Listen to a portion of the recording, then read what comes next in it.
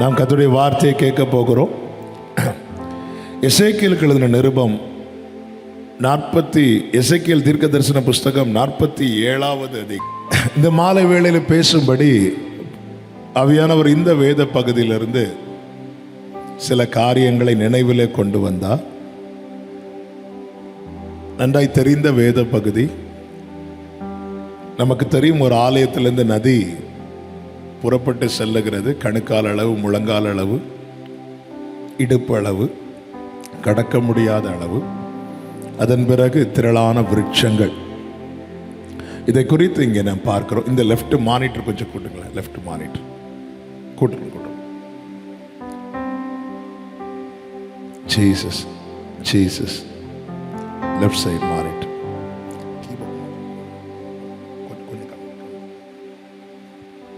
Thank you Lord. வரல நினைக்கிறேன். Mic.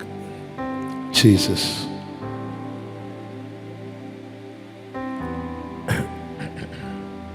Jesus Jesus. Okay, thank you father.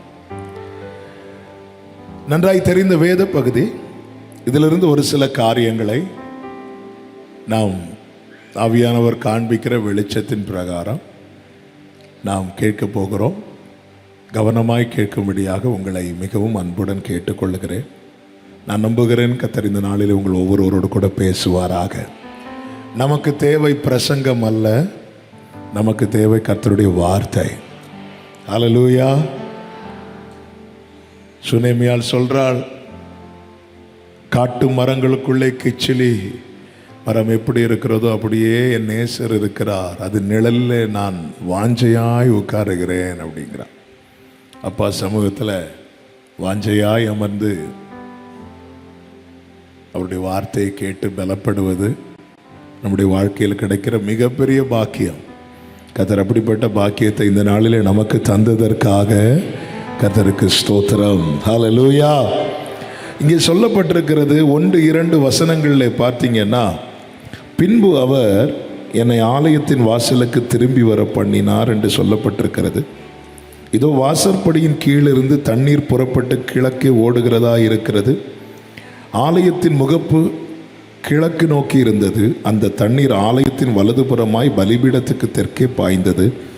அவர் என்னை வடக்கு வாசல் வழியாய் புறப்பட பண்ணி என்று சொல்லப்பட்டிருக்கிறது. அவர் என்னை ஆலயத்துக்கு கொண்டு வந்தார்.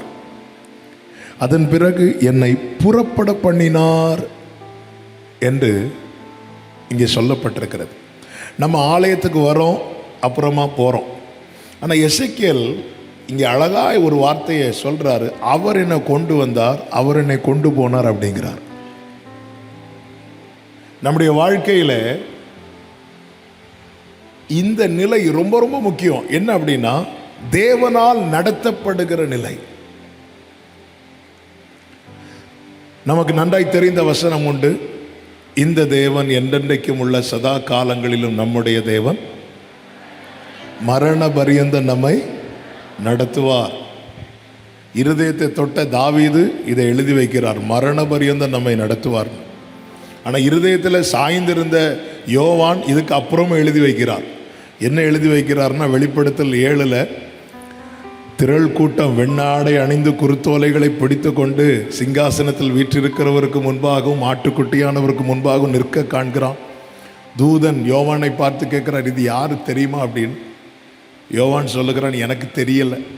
அதற்கு முன்பதாக 1,44,000 பேர் ஒவ்வொரு கோத்திரத்திலிருந்தும் 12,000 ரூபன் கோத்திரம், சிமியோன் கோத்திரம், லேவி கோத்திரம், இவங்களெல்லாம் தூதன் கேட்கல இது யாருன்னு தெரியுமான்.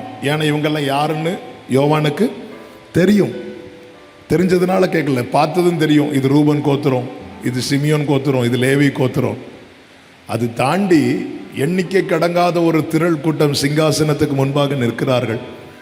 இப்பொழுது தூதன் கேட்குற, இது யார் தெரியுமா அப்படின்னு. யோவான் சொல்லுகிறான், எனக்கு தெரியாது.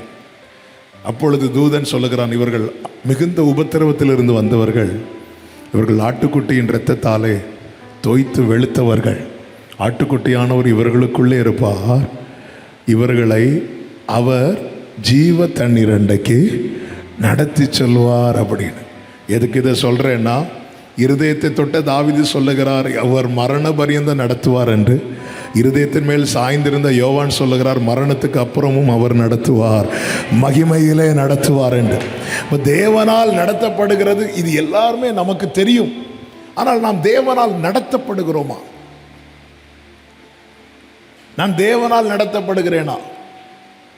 2024 வருடம் முடிந்து 2025 வருடத்துக்குள்ளே வந்திருக்கிறோம். நிறைய திட்டங்களை போட்டிருப்போம், நிறைய பிளான் இருக்கும் நமக்கு. சிலர் திட்டம் போட்டு டயர்டாக இருப்போம். இப்படி தான் ஒரு நியூ இயர் சர்வீஸ் முடித்து ஒரு பாஸ்டர் ஒரு பையன்கிட்ட கேட்டார், இந்த புது வருஷத்தில் என்ன திட்டம் போட்டேன்னு. அவன் சொன்னான், இனிமேல் திட்டமே போடக்கூடாதுங்கிற, எந்த தீர்மானமே எடுக்கக்கூடாதுங்கிற தீர்மானத்தை நான் எடுத்திருக்கிறேன் அப்படின்னா. இப்படியும் தீர்மானம் எடுத்தவர்கள் உண்டு. நிறைய பிளான். மனிதனுக்கு செவ்வையாய் தோன்றுகிற வழிகள் அநேகம் உண்டு. இங்கே கர்த்தர் எசேக்கியேலை அவர் சமூகத்தில் கொண்டு வருகிறார். பிற்பாடு அவனை புறப்பட பண்ணுகிறார். எகிப்திலிருந்து இரத்தத்தால் மீட்கப்பட்ட ஜனத்தை மேகத்துக்கு கீழே கொண்டு வந்தார். பிற்பாடு புறப்பட பண்ணினார். இயேசு கிறிஸ்து எடுத்துக்கொள்ளப்படும் போது சீஷர்களுக்கு கொடுக்கப்பட்டிருக்கிற ப்ராஜெக்ட் என்ன? நீங்கள் எல்லா இடத்திலும் போய் சுவிசேஷத்தை பிரசங்கியுங்கள். ஆனால் அந்த ஒரு காரியத்தை கொடுத்து விட்டு அவர்களை அப்படியே விட்டு விடாமல் எல்லாரும் எருசலேமிலே கொண்டு வந்து அமர வைத்து பிற்பாடு புறப்பட பண்ணினார். நான் தேவ சமூகத்திலே கொண்டு வரப்பட்டவர்களாகவும் இருக்க வேண்டும், தேவ சமூகத்திலிருந்து தேவனால் புறப்பட பண்ணப்பட்டவர்களாகவும் இருக்க வேண்டும். என்னை யார் கைட் பண்ணுகிறார்?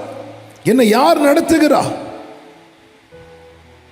நான் வலதுபுறம் இடதுபுறம் சாயும் போது வழி இதுவேங்கிற சத்தம் என் காதில் கேட்க வேண்டுமானால் நான் அவருடைய ஆளுகைக்கு கீழே இருக்க வேண்டும். ஆண்டவருடைய பிரசன்னத்தில் தரித்திருந்தவன் தான் யார் தெரியுமா? யோனா. பிரசன்னத்தில் இருக்கிறது வரைக்கும் சத்தம் கேட்டுக் கொண்டிருந்தது. அந்த சத்தம் இனி கேட்க கூடாது என்பதற்காக வேதம் சொல்லுகிறது அவன் சமூகத்திலிருந்து விலகி போனானா. ஏன்னா காதுல சத்தம் கேட்குது, நீ எங்க போ, நினிவேக்கு போ. இந்த சத்தம் கேட்டதுனால தானே பிரச்சனை. ஏன் இந்த சத்தம் கேட்குது? நான் சமூகத்தில் இருக்கிறேன். அவர் கையிட்ட தூரத்தில் நான் இருக்கிறேன். நான் பக்கத்தில் இருக்கிறது வரைக்கும் என் காதுல சத்தம் கேட்கும். நான் தூரமா போனா இளையகுமாரன் தகப்பனுடைய சமூகத்திலிருந்து தூரமாய் விலகி போனான். ஒவ்வொரு முறை ஆலயத்தில் வந்துவிட்டு நாம் போகிறோம், வந்து போறோம். கர்த்தர் என்னை வாசல் வரைக்கும் கொண்டு வந்துட்டார். கொண்டு வந்த பிறகு என்னை புறப்பட பண்ணினார் என்று சொல்லப்பட்டிருக்கிறது. யாத்திராகம் 40வது அதிகாரம் 36, 37, 38 வசனங்களை படிக்கும்போது வாசஸ்தலத்திலிருந்து மேகம் மேலே எழும்பும் போது இஸ்ரவேல் புத்திரர் பிரயாணம் பண்ண புறப்படுவார்கள். மேகம் எழும்பாதிருந்தால் அது எழும்பும் நாள் வரைக்கும் பிரயாணம் பண்ணாதிருப்பார்கள். காலம், நேரம், ப்ரோக்ராம் எல்லாத்தையும் செட் பண்றது யாரு தெரியுமா? மேகம். இந்த நியூ இயர்ல ஆல்ரெடி 6 நாள் முடிஞ்சிச்சு. இந்த வருஷம் நமக்கு முன்னாடி எப்படி இருக்கும்னே தெரியாது. ஒரு நாள் பிறப்பது கூட நமக்கு தெரியாது. நிறைய பிளான் நமக்குள்ளே இருக்கும். ஒன்றை புரிந்து கொள்ளுங்கள், நாம் மீட்கப்பட்டவர்கள். மீட்கப்பட்ட அனைவருமே கிரயத்துக்கு கொள்ளப்பட்டவர்கள். கிரயத்துக்கு கொள்ளப்பட்டவர்கள் என்ன அர்த்தம்? நாம் நம்முடையவர்கள் அல்ல, நாம் அவருடையவர்கள். நான் அவருடையவன், நான் அவருடையவள்ங்கிற நிச்சயம் உள்ளவங்க மட்டும் கைகளை உயர்த்தி சத்தம் ஆமேன்னு சொல்லுங்க பார்க்கலாம். என் வாழ்க்கை பயணத்தை தீர்மானிக்கிறது யார்? என்னை ஆண்டவரை அழைத்து கொண்டு வந்தீங்க, அங்கிருந்து என்னை புறப்பட பண்ணி நான் புறப்பட்டு போனேன் என்றல்ல, அவர் என்னை புறப்பட பண்ணி. எல்லாரும் அமர்ந்திருப்பாங்க. எனவேதான் சிக்லாகிலே தாவீதின் குடும்பத்தை எல்லாம் சத்துருக்கள் பிடித்து கொண்டு போனதும் தாவீது பின்னாக ஓடி போகவில்லை. அவன் ஏபோத்தை கொண்டு வாருங்கள் என்றான். ஆண்டவர் சமூகத்தில் இருக்கிறான். ஆண்டவர்கிட்ட கேட்கிறான், நான் போலாமா, நான் அதை பிடித்துக் கொள்வேனா? ஆண்டவர் சொல்ற, நீ போ, நீ போய் சகலத்தையும் திருப்பிக் கொள்வா என்றார். அப்படியே அவன் போய் ஒன்றும் குறையாமல். நம்ம பிரச்சனை என்னன்னா, நம்முடைய வழியில் அவரை அழைக்க பார்க்கிறோம். யாக்கோபை போல, ஏசா போல வேடம் அணிந்து, ஏசாவின் வஸ்திரம் ஏசா கொண்டு வருவது போல ஆட்டுக்குட்டியெல்லாம் அடித்து தாயார் சமைத்து கொடுக்கிறார்கள். ஏசாவின் வஸ்திரம், அந்த ஆட்டினுடைய ரோமம் எல்லாவற்றையும் போர்த்து கொண்டு அப்பாவுக்கு முன்னாடி போய் நிற்கிறான். அப்பா, நான் ஏசா வந்திருக்கிறேங்கிறான். நான் ஆராதனையில் சொன்னது போல, மனுஷனுக்கு முன்னாக நாம் போய் நிற்க நெருங்க நமக்கு ஒரு வேஷம் தேவைப்படுகிறது. ஆனால் நாம் இருக்கிற வண்ணமாகவே நம்மை அழைக்கிறவரும் நம்மை நேசிக்கிறவரும் ஆராதிக்கிற தேவன் மட்டும்தான். நேராக போய் ஆசீர்வாதத்தெல்லாம் வாங்கிட்டான். ஆனால் அவனுக்கு நிற்க முடியலை, தரிக்க முடியவில்லை. ஒரு கட்டத்தில் அவன் வீட்டை விட்டு வெளியேற வேண்டிய சூழ்நிலை வருகிறது. ஆதியாகமம் 28வது அதிகாரத்தில் யாக்கோபு வீட்டை விட்டு புறப்பட்டு செல்லுகிறான். ஒரு குறிப்பிட்ட இடம் வரும்போது ஒரு தலைக்கு கீழே ஒரு கல்லை எடுத்து வைத்து படுக்கிறான். அப்பொழுது வேதம் சொல்லுகிறது, அவன் ஒரு காட்சியை பார்க்கிறான். ஒரு ஏணி வைக்கப்பட்டிருக்கிறது, தேவதூதர்கள் ஏறுகிறதும் இறங்குகிறதுமாக இருக்கிறார்கள். அப்படி அண்ணாந்து பார்க்கும்போது ஆதியாகமம் 28:13 சொல்லப்பட்டிருக்கிறது, அதற்கு மேலாக கர்த்தர் நின்றார் என்று சொல்லப்பட்டிருக்கிறது. ஆண்டவர் தம்மை அறிமுகப்படுத்துகிறார். நான் ஆபிரகாமின் தேவனும் ஈசாக்கின் தேவனுமாகிய கர்த்தர் என்று ஆதியாகமம் 28வது அதிகாரம் அதனுடைய 13வது வசனத்திலே கர்த்தர் சொல்லுகிறார். எதற்காக அப்படி சொல்லுகிறார் தெரியுமா? இவன் இப்பொழுது ஒரு வாழ்க்கை பயணத்தை துவங்குகிறான். இதுவரை அவன் பயணம் ஆரம்பிக்கவில்லை. அவனுக்குன்னு ஒரு பெயர் உண்டு, கூடாரவாசி. வீட்டில் தான் இருக்கிறான். அவனுக்கான ஒரு பயணம் இன்னும் ஆரம்பிக்கவில்லை. எப்பொழுது அவனுக்கான ஒரு பாதையை நியமித்து அவன் புறப்பட ஆரம்பிக்கிறானோ, கர்த்தர் தம்மை அறிமுகப்படுத்துகிறார். எதற்காக அறிமுகப்படுத்துகிறார் தெரியுமா? ஆசீர்வதிப்பதற்காக மட்டுமல்ல, வழி நடத்துவதற்காக. இன்னைக்கு கர்த்தர் நமக்கு எதுக்கு தேவைன்னா, பிளஸ் பண்ண தேவை, கைட் பண்ண தேவையில்லை. ஆபிரகாமின் தேவன் என்றார். யார் ஆபிரகாம்? நீ உன் இனம், உன் தேசம், உன் தகப்பன் வீடு, இதை விட்டு நான் காண்பிக்கிற தேசத்துக்கு புறப்பட்டு போ என்று சொல்லி அவனை வழி நடத்தினவர். ஈசாக்கின் தேவன் என்றார். யார் ஈசாக்கு? ஈசாக்கை வழி நடத்தினார். பஞ்ச காலம் வந்த போது எல்லாரும் எகிப்தை நோக்கி போகும்போது ஈசாக்கிட்ட சொல்ற, நீ போக வேண்டாம், நீ உட்காரு, நீ இருக்கிற இடத்துல நான் உன்னை பிளஸ் பண்ணுவேன் என்றார். ஈசாக்கை வழி நடத்தினவர்.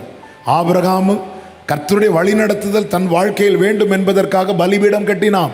ஈசாக்கும் கர்த்தருடைய வழி நடத்தல் தன் வாழ்க்கையில் வேண்டும் என்பதற்காக தன்னையே ஒப்பு கொடுத்தான்.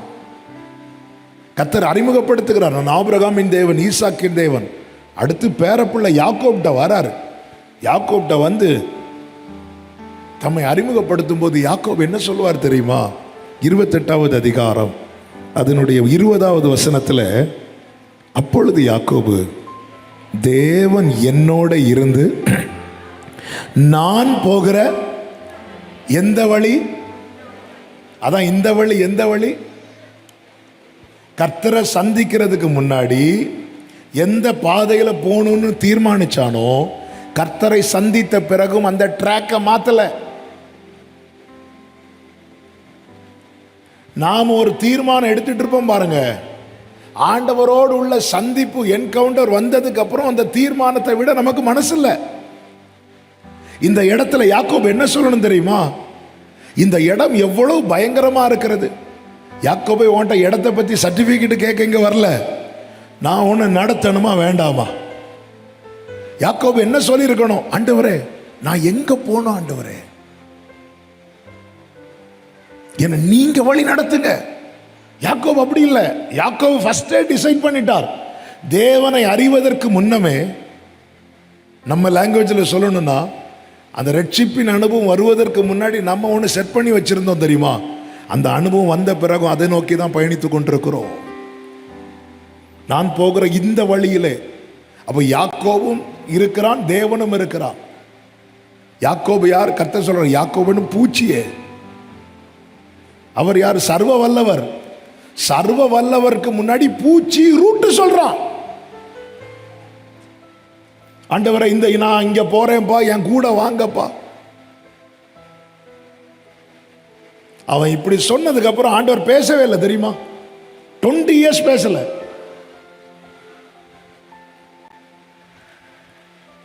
நம்முடைய வாழ்க்கையில எப்போ வார்த்தை ஸ்டாப் ஆகும் தெரியுமா? நாம ஒரு பாதையை தெரிந்தெடுப்போம் தெரியுமா? கர்த்தரோடு உள்ள சந்திப்பு வந்ததுக்கு பிற்பாடு 75 வயதில் ஆபிரகாமோடு பேசுகிறார். 86 வயது வரை பேசிக் கொண்டிருக்கிறார். 86வது வயதில் ஆபிரகாம் இன்னொரு ட்ராக்கை பார்த்து தெரிந்தெடுக்கிறான். அடுத்து 13 வருஷம் ஆபிரகாம்கிட்ட பேசல. கம்ப்ளைண்ட் வேற பண்ணும், கர்த்தர் பழையது போல ஒன்றும் பேசுறது இல்லை. பாஸ்டர் வேற கம்ப்ளைண்ட் பண்ணும், பழைய பிரசங்கம் ஒன்று இப்போ பிரசங்கம் பழையது மாதிரி எடுப்படும். இவ்வளோ பெரிய தேவன், யாக்கோபே, இங்க இருந்து உனக்கு உங்க அப்பாவை கான்டாக்ட் பண்ண முடியாது. நீங்க இருந்து அப்பான்னு கூப்பிட்டா ஈசாக்கு வரமாட்டார். உங்க தாத்தாவை கான்டாக்ட் பண்ண முடியாது. ஆனா நீ பாரு, நீ இருக்கிற இடத்துல இருந்து நான் இருக்கிற இடம் வரைக்கும் ஒரு ஏணி வைக்கப்பட்டிருக்கிறது. அதன் அர்த்தம் என்ன? இங்க இருந்து ஈசாக்குன்னு கூப்பிட்டா வரமாட்டார் உங்க அப்பா, ஆபிரகாம் கூப்பிட்டா உங்க தாத்தா வரமாட்டார். ஆனா ஆண்டவரேன்னு கூப்பிட்டா நீ இருக்கிற இடத்துல நான் வருவேன். இதுக்கு மேல ஒரு தேவ பிள்ளைக்கு என்ன தேவை? பரலோக கான்டாக்ட் எனக்கு இருக்கிறது, பரலோக உறவு எனக்கு இருக்கிறது, பரலோக தொடர்பு எனக்கு இருக்கிறது. இதை அவர் கிருபையாய் நமக்கு ஏற்படுத்தி தந்திருக்க, நான் இன்னும் என் ரூட்டை மாற்ற மாட்டேனா? இந்த இயர் எங்க சர்ச்சுக்கு ஆண்டவர் கொடுத்த வேர்டு ஜெயம். ஒவ்வொரு தேவ பிள்ளையும், எந்த ஒரு பெற்றோருமே தன் பிள்ளை ஜெயிக்கணும்னு விரும்புவாங்க. நீங்க எக்ஸாம் எழுதும் போது ஃபாஸ்டிங் இருந்திருக்கீங்களோ இல்லையோ, ஆனால் உங்க பிள்ளை எக்ஸாம் எழுதும் போது நீங்க ஃபாஸ்டிங் இருக்கிறீங்க. எங்க சர்ச்சில் நிறைய பேர் வந்துருப்பாங்க, அதான் சொன்னேன். ஆனால் அவங்க எக்ஸாம் எல்லாம் அவங்க, ஏன்னா நம்ம பிள்ளைங்க ஜெயிச்சிடணும், கஷ்டப்பட்டு பிள்ளைங்களை நல்ல ஸ்கூலில் படிக்க வைப்பாங்க. ஏன்? நான் ஒழுங்காக படிக்கலை, என் பிள்ளையாவது பொருளாதவர்களாகி நீங்களே உங்கள் பிள்ளைகளுக்கு, அப்படி தானே இருக்குது பைபிளில். பரம பிதா. நாம் எந்த பாதையை தெரிந்தெடுக்கிறோம்? யாக்கோபை போல தானே, நான் போகிற இந்த வழியிலெல்லாம் அப்படி சொல்லிட்டு பைபிள் என்ன சொல்லப்பட்டிருக்கு தெரியுமா? 29:1 சொல்லப்பட்டிருக்கிறது, யாக்கோபு பிரயாணம் பண்ணி கீழ்த்திசையாரின் தேசத்தில் போய் சேர்ந்தான் என்று சொல்லப்பட்டிருக்கிறது. அந்த கீழ்த்திசையின் தேசத்தை நான் ஆவிக்குரிய கண்ணோட்டத்தோடு சொல்லுகிறேன். காயின் போன இடம். ஆதியாகமம் 4வது அதிகாரம் 16வது வசனத்தில் சொல்லப்பட்டிருக்கிறது, அப்படியே காயின் கர்த்தருடைய சந்நிதியை விட்டு புறப்பட்டு போய் ஏதேனுக்கு கிழக்கான நோத் என்னும் தேசத்தில் குடியிருந்தான். அந்த வேர்டை கவனிச்சிங்களா? கர்த்தருடைய சந்நிதியை விட்டு போனான். நான் எதற்கு இந்த வார்த்தையை லிங்க் பண்ணி பேசுறேன்னா, கர்த்தர் நம்மோடு முகமுகமாய் பேசின பிறகும், பிரத்யட்சமாய் வெளிப்பட்ட பிறகும், நான் தெரிந்து கொண்ட பாதையை நோக்கிதான் நான் பயணிப்பேன் என்றால் நான் எதை விட்டு போகிறேன் தெரியுமா? கர்த்தருடைய சந்நிதியை விட்டு போகிறேன். இந்த மாலை வேளையில சமீபத்திலும் தூரத்திலும் இருந்து கேட்கிற ஒவ்வொரு உள்ளங்களுக்கும் சொல்லுகிற அன்பின் செய்தி இதுதான். எத்தனையோ பேருக்கு கிடைக்காத பாக்கியம். ஆண்டவரே, உம்முடைய கிருபை எவ்வளவு அருமையானது. அதனாலே மனுபுத்திரர் உம்முடைய செட்டையின் நிழலிலே வந்து அடைகிறார்கள். நாம் அந்த அருமையான கிருபையினாலே வந்து அடைந்திருக்கிறோம். வந்த பிறகு, அவரை முகமுகமாய் அறிந்த பிறகு, கர்த்தர் நல்லவர் என்பதை ருசித்த பிறகு, பரலோக தொடர்பு நமக்கு ஏற்படுத்தப்பட்ட பிறகும், நான் போகிற இந்த வழியாய், எந்த வழி யாக்கோபே? இந்த வழி. இதை யார் போட்டா? இது நான் தான் போட்டேன். இது எங்க அம்மா போட்ட ரூட்டு. அப்போ இந்த பாதைக்கு ஆண்டவருக்கு என்ன சம்பந்தம்? இந்த பாதைக்கு ஆண்டவருக்கு சம்பந்தம் கிடையாது. அப்போ எதுக்கு உனக்கு ஆண்டவர் தேவை? எனக்கு சாப்பாடுக்கு ஆண்டவர் தேவை, என் வஸ்திரத்துக்கு ஆண்டவர் தேவை, நான் பாதுகாப்பாக இருக்கிறதுக்கு ஆண்டவர் தேவை, நான் திரும்ப கானானுக்கு வர்றதுக்கு ஆண்டவர் தேவை. அப்போ இதுக்கெல்லாம் ஆண்டவர் தேவை. உன் பாதையை நிர்ணயிக்க ஆண்டவர் தேவையில்லை. உன்னை பாதையில் நடத்த ஆண்டவர் தேவையில்லை. இன்னைக்கு நம்ம எல்லாருமே யாக்கோபை போல தான். நமக்கு எதுக்கு ஆண்டவர் தேவை? எனக்கு டெய்லி ஃபுட்டுக்கு ஆண்டவர் தேவை, என் வஸ்திரத்துக்கு ஆண்டவர் தேவை, என் பாதுகாப்புக்கு ஆண்டவர் தேவை. ஆண்டவரே, நான் எங்க செல்லணும்ப்பா? நான் எங்க போனோம்? பவுல் தேவன் யாருன்னு அறியாமல் ஓடிக்கொண்டிருந்தான். தான் போன ட்ராக் தான் கரெக்ட் நினைச்சான். அதனாலதான் சொல்லப்பட்டிருக்கிறது, நியாயப்பிரமாணத்தின்படி குற்றம் சாட்டப்படாதவன். நான் கரெக்டாக தான் இருக்கிறேன், நான் கரெக்டாக தான் இருக்கிறேன், நான் கரெக்டாக தான் இருக்கிறேன். யாருக்கும் கொஸ்டின் பண்ண முடியாது. யார் கேட்டாலும் நான் கரெக்டாக தான் இருக்கிறேன் அப்படிப்பா. இங்க பாரு, இப்படி இருக்குதா, அப்படிதான் பண்ணிட்டு இருக்கிறேன். எல்லாருமே தங்களுக்கென்று வசனத்தை எடுத்துக்கொண்டு வருவார்கள். சாத்தான் கூட அப்படித்தானே வந்தான். தேவ சமூகம் எங்கும் கண்ணாடியில் நாம் நம்மை வைத்து பார்க்க வேண்டும். கண்ணாடியில் நம்ம பார்க்கறது எதுக்கு தெரியுமா? எங்க குறை இருக்குன்னு பார்க்கறதுக்கு. நம்ம எல்லாம் கிளம்பும் போது ஏன் கண்ணாடி பார்க்குறோம் தெரியுமா? நம்மை சரி பண்ணுவதற்கு. அப்படிதான் வசனமும் பிரசனமும். தமஸ்குவுக்கு போகிற வழியிலே கர்த்தர் பவுலை சந்திக்கும் போது மொத்தம் ஆண்டவர்கிட்ட 2 கொஸ்டின் தான் கேட்கிறார் பவுல். ஃபர்ஸ்ட் கொஸ்டின், நீங்க யாரு அப்படிங்கிறார். எனக்கு தெரியாது, எனக்கு அதுக்கு ஆன்சர் வேணும். ஜீசஸ் யாருங்கிற ஆன்சர் எனக்கு வேணும். ஆன்சர் கிடைச்சிட்டு, நீ துன்பப்படுத்துகிற இயேசு நானே அப்படிங்கிறார். அடுத்த கொஸ்டின், நான் என்ன செய்யணும்? இங்கே அவனுடைய பாதை மாறுகிறது. லேசான காரியமா? வேலை கூலி இல்லாதவனா பவுல்? அவன் ஒரு பெரிய பொசிஷன்ல இருக்கிறான். அவன் ப்ரொஃபஷன் இங்கே சேஞ்ச் ஆகுது, அவன் லைஃப் ஸ்டைல் இங்கே மாறுது, நிறைய கான்டாக்ட் இங்கே கட் ஆகுது. பட் அவன் ரெடியா இருக்கிறான். நான் என்ன செய்யணும்? ஆண்டவரே, நீங்க என்ன சொன்னாலும் நான் 1 இயர் கழிச்சு பண்றேன், ஏன்னா எனக்கு நிறைய காரியம் செய்து முடிக்க வேண்டியிருக்கு. நோ, அவன் தாமதிக்கவில்லை. இயேசுவோடு உள்ள முதல் சந்திப்பிலேயே தான் என்ன செய்ய வேண்டும் என்று அர்ப்பணிக்கிறான். ஆனால் யாக்கோபு அப்படி செய்யல. யாக்கோபு சொல்ற, ஆண்டவரே ரொம்ப சூப்பர் ஆண்டவரே, இந்த இடம் எவ்வளோ பயங்கரமாக இருக்குது, இந்த சர்ச் எவ்வளோ சூப்பராக இருக்குது, இங்கே ஆராதனை ரொம்ப நல்லா இருக்குது, இந்த சர்டிஃபிகேட் கேட்கறதுக்கெல்லாம் கர்த்தர் நம்மை கொண்டு வந்தது.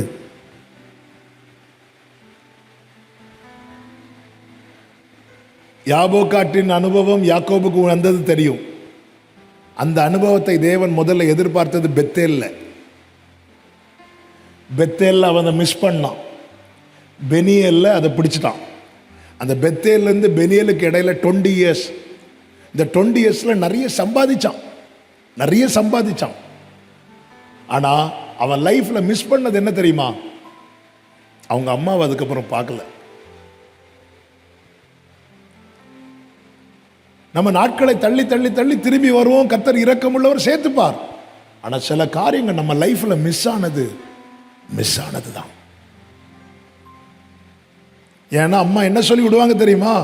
மகனே, நீ போ, அண்ணன் உன்னை கொல்லப்படணும்னு நிற்கிறான், அவன் கோவெல்லாம் ஆறுனதுக்கு அப்புறம் நான் உன்னை சொல்லி விடுவேன். கொஞ்சம் யோசித்து பாருங்க. பெனியல்ல யாபோக்காற்றின் கரையில் யாக்கோபு ஆண்டவர்கிட்ட தான் யார்? ஆண்டவர், நான் யாக்கோபுப்பா. தன் நிலையை ஒத்துக்கொண்டு அர்ப்பணித்த போது கர்த்தர் அவனை இஸ்ரவேலாய் மாற்றுகிறார். கர்த்தர் அவனை இஸ்ரவேலாய் மாற்றினதும் பகையை சுமந்து வந்த ஈசாக்கினுடைய பகை அவனை விட்டு போய்விட்டது. 2 பேரும் ஒப்புரவாகிறாங்க. இதே அனுபவம் முதல் சந்திப்பில் நடந்திருந்தால் 20 வருஷம் இந்த பகை சுமக்கப்பட்டிருக்காதே. பல பிரச்சனையை நம்மால தானே நீண்டு போகுது. இப்ப 2 பேரும் திருப்பி வராங்க, அப்பாவை பார்க்கறாங்க. அப்பா ஈசாக்குடைய அடக்க ஆராதனையை 2 பேரும் சேர்ந்து நடத்துறாங்க. ஆனா தாயாருடைய அடக்கத்துல ஏசா இருக்கிறான், யாக்கோபு இல்ல. ஏன்? நான் ஒரு பாதையை தெரிந்தெடுத்து பயணித்துக் கொண்டிருக்கிறேன். அதுக்கப்புறம் யாக்கோபு ஆண்டவர் தொட்டாரு, சந்தித்தார், திருப்பி வந்துட்டார்ல இஸ்ரவேலா. சூப்பர் தான்ப்பா. ஆனா உன் லைஃப்ல சில காரியத்தை நீ இழந்தது தானே. அதுக்கு யார் காரணம்? பிரியமான கர்த்தருடைய பிள்ளைகளே, அதனாலதான் பைபிள்ல ரிப்பீட்டடா வரக்கூடிய வசனங்கள்ல ஒன்று என்ன தெரியுமா? இன்று அவருடைய சத்தத்தை கேட்பீர்களாகில்.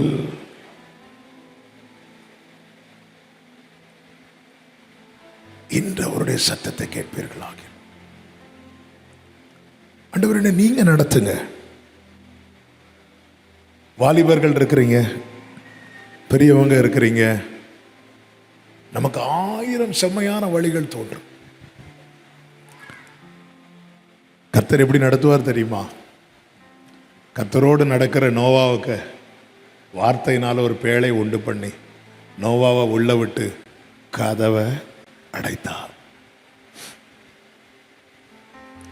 ஜலம் எழும்ப எழும்ப பேழை கிளம்பிட்டு இருக்கும். பைபிள் எல்லாம் எடுத்து வாசிக்க டைம் இல்லாததுனால.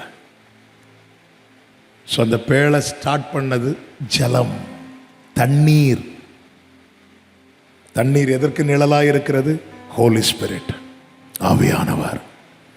பரிசுத்த ஆவியானவர் நமக்கு கொடுக்கப்பட்டது கொஞ்ச நேரம் அந்நிய பாஷை பேசுறதுக்கு மட்டுமல்ல, நம்மை வழி நடத்த. ஜீசஸ் கிரைஸ்ட் 12 வயசுலேயே வேதபாரர்கள் வாயடைக்கும்படி பிரசங்கம் பண்ணினவர். ஆனாலும் அவர் வெயிட் பண்ணுகிறார். யாருக்காக தெரியுமா? ஹோலி ஸ்பிரிட்டுக்காக. 30வது வயதிலே பரிசுத்த ஆவியானவர் அவர் மேல வந்து இறங்குகிறார். மத்தேயு 4:1, லூக்கா 4:1 சொல்லப்பட்டிருக்கிறது, ஆவியானவரால் கொண்டு போகப்பட்டார் இருக்கு. அவர் தம்மை ஒப்பு கொடுக்கிறார். என்ன நீங்க நடத்துங்க அப்படின்னு ஒப்பு கொடுக்கிறார்.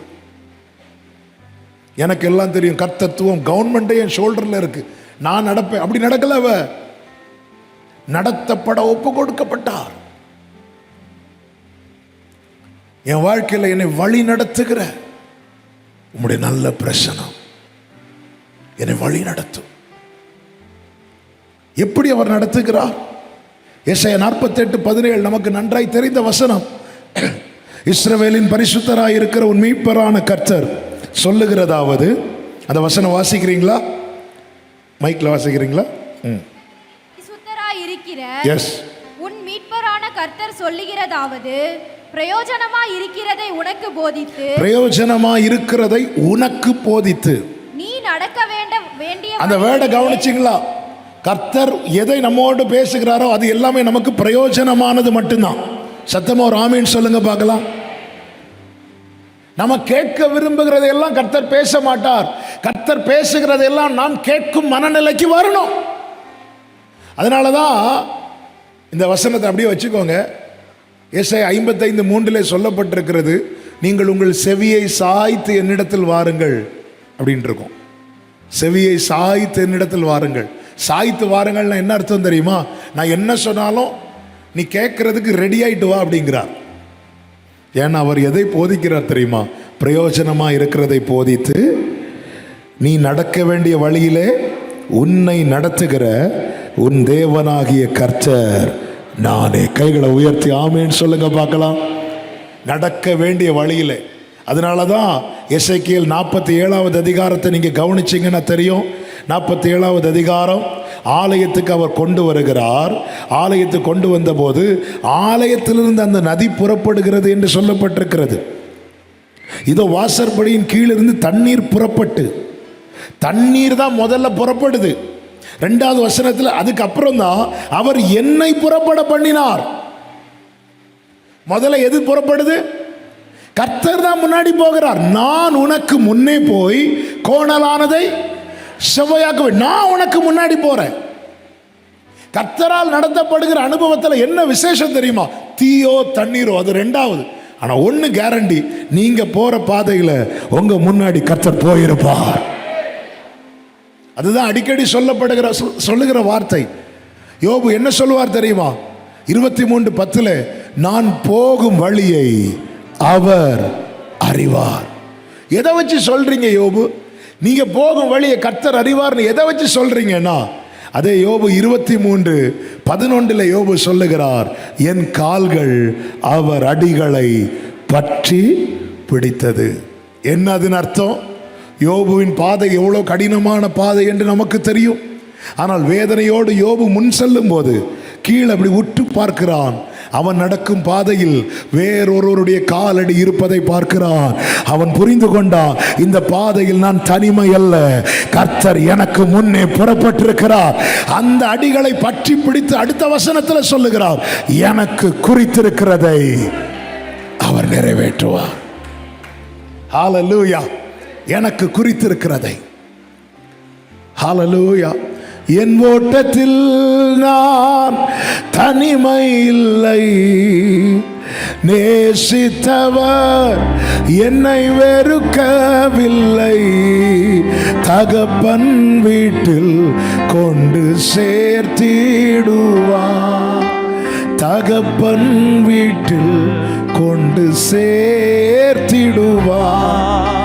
நம்புவே இறுதி வரை, நம்புவே இறுதி வரை. சில பாதையில நம்ம போக ட்ரை பண்ணுவோம், கர்த்தரை பிளாக் பண்ணுவார்.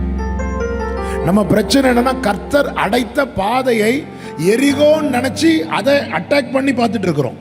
இப்போ விழுவதாக 7 தடவை நான் சுத்தி வருவேன். இல்ல ஆண்டவர் சொல்ல, இது கட்டினதே நான் தான். நீ நடக்க வேண்டிய வழியில. நான் தான் அடிக்கடி சொல்லுவேன், இன்னைக்கு நான் ஊழியக்காரனா இருப்பதற்கு காரணங்களில் ஒன்று என்ன தெரியுமா? என் வாழ்க்கையில கேட்கப்படாத ஜெபங்கள். எங்க பவுலுக்கு சில ஜெபங்கள் கூட கேட்கலங்க. அவருடைய கப்பல் பிரயாணம் ஸ்மூத்தா இருக்க ஜெபம் பண்ண கேட்டார். அடிச்சது ஒரு யூரோக்ளித்தான். அப்புறம் ஆண்டவர்கிட்ட போய் ஒரு காரியத்துக்காக 3 தடவை கேட்கிறார், ஆண்டவர் இந்த முள்ளை எடுத்துருங்க, இந்த முள்ளை எடுத்துருங்க. ஆண்டவர் சொன்னார், என் கிருபை உனக்கு. அதன் அர்த்தம் என்னன்னா, அந்த முள் அங்கேயே இருக்கட்டும். ஏசு ஜெபம் பண்ணதே அப்பா கேட்கல. பிதாவை, இந்த பாத்திரம் என்னை விட்டு நீங்க கொடுமானால், அப்பா தூதனை கொண்டு பலப்படுத்துறா, இருக்கட்டும். ஏன்? பிரயோஜனமா இருக்கிறதை போதித்து நீ நடக்க வேண்டிய வழியில். நம்ம ரொம்ப பிரயாசப்பட்ட ஒரு வாசல் அடைக்கப்படும் போது ஸ்தோத்திரம் பண்ணுங்க. நான் பிரயாசப்பட்டு ஒரு வாசலை திறக்க பார்க்கிறேன், கர்த்தர் அதை அடைக்கிறார் என்றால், நான் பிரயாசப்படாத இன்னொரு வாசலை கர்த்தர் எனக்காக திறந்து வைத்திருக்கிறார். அதனாலதான் கோரேசுக்கு சொல்லும் போது ஏசாயா 45வது அதிகாரம் 1வது வசனத்தை வாசியுங்கள். ஏசாயா 45:1. கர்த்தராகிய நான் அபிஷேகம் பண்ணின கோரேசுக்கு முன்பாக ஜாதிகளை அபிஷேகம் பெற்றவங்க எல்லாருமே இந்த கோரேசுங்கிற இடத்துல உங்களை பார்த்துக்கோங்க. அபிஷேகம் பண்ணின கோரேசுக்கு முன்பாக ஜாதிகளை கீழ்ப்படுத்தி ராஜாக்களின் இடைக்கட்டுகளை அவிழ்க்கும்படிக்கும் அவனுக்கு முன்பாக வாசல்கள் பூட்டப்படாதிருக்க கதவுகளை திறந்து வைக்கும்படிக்கும் அவனை பார்த்து அவன் வலது கையை பிடித்துக்கொண்டு அவனுக்கு சொல்லுகிறதாவது, நான் உனக்கு முன்னாடி போய் கோணலானவைகளை செவ்வையாக்குவேன், உன்னை பெயர் சொல்லி அழைக்கிற இஸ்ரவேலின் தேவனாகிய கர்த்தர் நான் என்று நீ அறியும்படிக்கு வெண்கல கதவுகளை உடைத்து இரும்பு தாழ்பால்களை முறித்து அந்தகாரத்தில் இருக்கிற பொக்கிஷங்களையும் ஒளிப்பிடத்தில் இருக்கிற புதையல்களையும் உனக்கு கொடுப்பேன். ஆண்டவர் என்ன சொல்றாரு பாத்தீங்களா? அபிஷேகம் பண்ணப்பட்டவனுக்கு முன்னாடி வாசல் திறந்து வைப்பதற்கு. நான் வரும்போது பிராங்க்லின் பிரதர் சொல்லிட்டாங்க, அண்ணே நீங்க வாங்க, கீழே ஒரு பிரதர் நிற்பாங்க, உங்களை அப்படியே கூட்டிட்டு வந்துடுவாங்க. அப்போ ஏற்கனவே ஆயத்தம் பண்ணி நிறுத்தி இருக்கிறாங்க. நான் வந்தது என்ன அப்படி கூட்டிட்டு வந்துட்டாங்க. இப்போ கர்த்தர் என்ன செய்கிறார்னா, அபிஷேகம் பண்ணப்பட்டவன் கையை பிடிச்சு சொல்றார். எப்படி சொல்லியிருப்பார் தெரியுமா? தம்பிங்க வாங்க. அவன் வலது கையை பிடிச்சு, புரியும்படியா சொல்றேன் அந்த வசனம், இப்படி கையை பிடிச்சிட்டு, இங்கே பார் கோரேஸ், நான் உனக்கு முன்னாடி போறேன், நான் கையை விடுறேன்னு நினைக்காத, வலது கையை பிடிச்சு அவனை பார்த்து, நான் உனக்கு முன்னாடி போய் எல்லாம் செட் பண்ணி வைக்கிறேன், நீ வந்து எடுத்துக்கோ அப்படிங்கிறார். இதுதான் தேவனால் நடத்தப்படும் போது உண்டாகிற மேன்மை. நான் உனக்கு முன்னாடி போய், வெண்கல கதவு நீ போய் வந்து உடைக்க முடியாது, இருப்பு தாழ்பால் முடைக்க முடியாது, ஆனால் நீ வரும்போது உனக்கு முன்னாடி டோர் ஓப்பனாக இருக்கும். இதுதான் கர்த்தர் இந்த சபைக்கு மாலை வேளையிலே தருகிற வார்த்தை. வெண்கல கதவு ஒன்னால உடைக்க முடியாது, இருப்பு தாழ்பால முறிக்க முடியாது. ஆனால் கர்த்தரால் நீ நடத்தப்படுவாய். ஆனால் நீ வரும்போது அந்த டோர் உனக்கு முன்பாக ஓப்பனா இருக்கும். நம்புறவங்க மட்டும் கைகளை தட்டி ஆமென் சொல்லி ஆமென் ஆமென். வாக்கு தத்தங்கள் எல்லாம் ஆமென் ஆமென் ஆமென். இயேசு சொன்னதெல்லாம் ஆமென் ஆமென். நம்ம எந்த கதவை திறக்க முடியும்? 50 ரூபா பூட்டு போட்ட டோரு கீ காணாம போனாலே நமக்கு திறக்க முடியாது. ஆனா நமக்கு பிராமிஸ், வெண்கல கதவு, இருப்பு தாழ்பால். அந்த தாழ்பால் தூக்கவாது முடியுமா? உடைக்கிறதுல ரெண்டாவது. நான் கர்த்தரால் நடத்தப்படுவேன். ஆனால் தூரத்திலிருந்து பார்க்கும்போது அது பூட்டப்பட்டிருக்கும். நான் கிட்ட வரும்போது அது ஓபன் ஆகிருக்கும். அதுதான் மோசே கிட்ட சொன்னார், மோசே என் சமூகம் உனக்கு முன்பாக செல்லும், நான் உனக்கு இளைப்பாறுதலை தருவேன். நீ தூரத்திலிருந்து பல யுத்தங்களை பார்த்திருப்ப, ஆனா கிட்ட வரும்போது எல்லாம் சால்வா இருக்கும். எல்லாமே சால்வா இருக்கும். தூரத்திலிருந்து பார்க்கும்போது அக்கினி 7 மடங்கு அதிகமாகுது. சாத்ராக் மேஷாக் ஆபேத்நேகோ கிட்ட வரும்போது முடி கூட கருகல்ல. நேபுகாத்நேச்சர் சொல்றான், நம்ம 3 பேர்லாம் போட்டோம், 4வது ஆள் அவர். 4வது ஆள் அவதான் முதல் ஆள். அவர் முன்னாடி போயிட்டார். ஹல்லேலூயா. ஏன் நமக்கு முன்னாடி டோர் ஓபன் ஆகல? ஏன் டோர் ஓபன் ஆகல? யோனாக்கு பார்வைக்கு நினிவே என்பது ஒரு கடினமான பகுதி, தர்ஷீஸ் என்பது லகுவானது. கர்த்தர் நினிவேயை காண்பிக்கிறார், இவன் தர்ஷீஸை பார்க்கிறான்.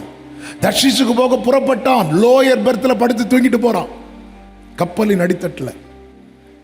நாம தெரிந்தெடுக்கும் பாதையின் ஃபர்ஸ்ட் ஹாஃப் சூப்பரா இருக்கும், செகண்ட் ஹாஃப்ல நம்ம பாதியை காணாது. இளையகுமாரன் அவன் தெரிந்தெடுத்த பாதையின் ஃபர்ஸ்ட் ஹாஃப் ரொம்ப நல்லா இருக்கும், முதல் பகுதி ரொம்ப நல்லா இருக்கும். 2வது பகுதியில் திடீர்னு ஒரு பஞ்சம் வரும், திடீர்னு ஒரு புயல் அடிக்கும். வாழ்க்கையில் இந்த புயல் சில காற்றலை எப்போ அடிக்கும்னு தெரியாது. அவன் நினைச்சா தர்ஷீஸுக்கு போயிடலாம் அப்படின்னு. கப்பலின் அடித்தட்டில் படுத்து தூங்குறான். ஏன்னா அவன் ஜேர்னி ஸ்டார்ட் ஆகுது, கப்பலில் டிக்கெட்டு கிடைக்குது, நல்ல பர்த்து கிடைக்குது. அவன் தூங்குறான், எப்பாடா லைஃப்ல செட்டில் ஆயிட்டோம். கொந்தளிப்பு வருது, பாதியில் முடியுது. தூக்கி கடல்ல போடுறாங்க, கரையில் அல்ல. அங்கே அவன் ஒப்புரவாகிறான். இப்போ கர்த்தர் நியமித்த பாதையில் நடக்க ஒப்பு கொடுக்கிறான். அவன் எதை கடினம் என்று நினைத்தானோ அங்கே அவன் என்ட்ராகிறான். என்ட்ராகிறது மட்டும் இல்லை, அவனுடைய மினிஸ்ட்ரி பெரிய ஃப்ரூட்ஃபுல்லான மினிஸ்ட்ரியாக மாறுது. ஒரு பட்டணமே ஆண்டவருக்கு நேராய் திருப்பப்படுகிறது. அவன் எது சூப்பர் நினைச்சானோ அதை அவன் பார்க்க கூட இல்லை. பல காரியங்கள், பல பிரயாசப்பட்ட ஏன் டோர் ஓப்பன் ஆகலை? எப்படிங்க இருக்கும்? நமக்காக அவர் ஒரு இடத்துல வெண்கல கதவெல்லாம் உடைச்சி வைக்க, நம்ம இன்னொரு வீட்டு கதவை போய் தட்டிட்டு இருக்கிற ஆண்டவர் பார்த்தார், இது வேலைக்கு ஆகாது. அதனால தான் கையை பிடிச்சிட்டிங்க பாரு, நான் உனக்கு முன்னாடி போகிறேன், கையை விட்டுறேன்னு நினைக்காத. நீ வரும்போது புதையல் எடுக்கிறதுக்கு ரெடியாக வாங்குறாரு. தேவனால் நடத்தப்பட ஒப்பு கொடுங்கள். நடக்க வேண்டிய வழியில, நடக்க வேண்டிய வழியில என்னை நடத்துகிறது யார்? வாக்குத்தத்தத்துக்காக பைபிள் திறக்கிற கூட்டம் தான் ஜாஸ்தி. வழி நடத்தப்படுவதற்காக பைபிள் திறக்கிறவங்க எத்தனை பேர்? நான் உனக்கு போதித்து நடக்கும் பாதையை நாள்தோறும் காட்டுவே, பயப்படாதே. உன்மேலன் கண் வைத்து ஆலோசனை சொல்லுவே, உன்மேலன் கண் வைத்து ஆலோசனை சொல்லுவே. அறிவுரை நான் கூறுவே, உனக்கு அறிவுரை நான் கூறுவேன். கர்த்தரால் வழி நடத்தப்பட என நீங்க நடத்துங்க ஆண்டவரே. எனவே தான் தாவீது அழகாய் சொல்லுகிற 143:10, உமக்கு பிரியமானது செய்ய எனக்கு கற்றுத்தாரும், நீரே என் தேவன், உம்முடைய நல்ல ஆவியானவர் என்னை செவ்வையான வழியிலே நடத்துவாராக. இங்கே பாருங்கள், எசேக்கியேல் சொல்லுகிறான், என்னை புறப்பட பண்ணினார். புறப்படும் போது எங்க போறோம்லாம் சொல்லல, கிளம்புன்ட்டார், புறப்பட்டான். நான் காண்பித்த தேசத்துக்கு போ என்றல்ல, நான் காண்பிக்கும் தேசத்துக்கு போ என்று அழைக்கிறார். இன்னும் காட்டல. ஆனா நம்ம எல்லாம் லோத்த மாதிரி தூரத்துல இருந்தே பார்க்கிறோம். நம்ம கண்ணுக்கு எது நல்லா தெரியுது? அவன் கண்களை ஏறெடுத்து பார்த்தான் லோத். சோதம் அவன் கண்ணுக்கு ஏதேனை போல தெரிஞ்சுது. தூரத்திலிருந்து நிறைய காரியம் நமக்கு பார்க்க ரொம்ப நல்லா இருக்கும். ஆனா உள்ள என்றானதுக்கு அப்புறம் பைபிள் சொல்லுது, லோத்து நாள்தோறும் வாதிக்கப்பட்டாராம். ஆனா ஆபிரகாம் அப்படி பார்க்கல. லோத்து பிரிந்த பிறகு கர்த்தர் ஆபிரகாம கூப்பிட்டு காட்டுறார், வடக்கே பார், தெற்கே பார், கிழக்கே பார், மேற்கே பார். லோத்து அப்படி பார்க்கல. லோத்துக்கு மாம்சமும் மனசும் என்ன சொல்லிச்சோ அதை பார்த்தா, ஆபிரகாம் கர்த்தர் என்ன சொன்னாரோ அதை பார்த்தான். லோத்து நாள்தோறும் வாதிக்கப்பட்டார். ஆபிரகாம் சகல காரியங்களிலும் கர்த்தர் அவரை ஆசீர்வதித்து வந்தார். நம்ம எதை பார்க்கிறோம்? யார் காண்பிக்கிற டைரக்ஷனை பார்க்கிறோம்? என் வாழ்க்கையில ஆண்டவர் சமூகத்தில் இருக்கிறோமா? இயேசு பாருங்க, 12 சீஷர்களை தெரிந்தெடுக்கணும். ஒரு இரவு முழுவதும் ஜெபித்து பொழுது விடிந்த போது சீஷர்களை வரவழைத்து 12 பேரை தெரிந்தெடுத்தார். அந்த 12 பேர் வந்ததுனால தான் அவருடைய லைஃப்ல பிதாவின் சித்தம் பூரணமாச்சு. அதுல ஒரு ஆள் யார் தெரியுமா? யூதாஸ். லைஃப்ல சில யூதாஸ் வேணும், சித்தம் நிறைவேற. என்ன அமைதியா இருக்கிறீங்க? இதே இது நாம தெரிந்தெடுத்திருந்தா 12 யோவானை தெரிந்தெடுத்திருப்போம். அப்படிதானே? யோவான பிரச்சனை இல்லை, நம்ம மேல சாஞ்சிருப்பான். கடைசியில் இருதயத்தில் சாஞ்சிருக்கிறது அங்கே அடிதான் நடக்கும். ஒரு யோவான், ஒரு பேதுரு, ஒரு யாக்கோபு, ஒரு அந்திரையா, அப்படிதான் ஒரு யூதாஸ். பிதா சொல்றார், இந்த யூதாஸ் கர்த்தருக்கு தெரியாதா? இது யூதாஸ், இவன் நாளை காட்டி கொடுக்க போறான் தெரியும். ஆனா பிதாவின் சித்தம் இவனா, எஸ் அக்செப்ட் பண்ண ரெடி ஆயிட்டான். என் பிதா எனக்கு கொடுக்கிற யாவும் என்னிடத்தில் வரும், என்னிடத்தில் வருகிறவனை நான் புறம்பே தள்ளுவதில்லை. நம்ம எத்தனை நோ சொல்லி இருக்கிறோம்? அப்பா கொடுக்கிறதுக்கெல்லாம் நோ சொன்னோம். ஏன்னா நம்ம தூரத்திலிருந்து பார்க்கிறோம், ஐயோ இது வேண்டாம், இது ஆபத்து. அக்கினிக்கு வெளியே இருந்தவர்களை அக்கினி பட்சித்து போட்டது. அக்கினிக்கு உள்ளே இருந்தவர்கள் ஒரு முடி கூட கருகவில்லை. அவர்கள் உள்ளே விடுதலையாய் சுற்றி கொண்டிருந்தார்கள். இதுதான் கர்த்தர் நடத்துகிற பாதையின் விசேஷம். தேவனால் நடத்தப்படணும். அது மாத்திரமல்ல, தேவன் எப்படி நடத்துவார் தெரியுமா? ஏசாயா 42:16 சொல்லப்பட்டிருக்கிறது, குருடரை அவர்கள் அறியாத வழியிலே நடத்தி அவர்களுக்கு தெரியாத பாதைகளில் அவர்களை அழைத்து கொண்டு வந்து அவர்களுக்கு முன்பாக இருளை வெளிச்சமும் கோணலை செவ்வையுமாக்குவேன். இந்த காரியங்களை நான் அவர்களுக்கு செய்து அவர்களை கைவிடாதிருப்பேன் சொல்றார். அறியாத வழி. இங்கே குருடன் யார் தெரியுமா?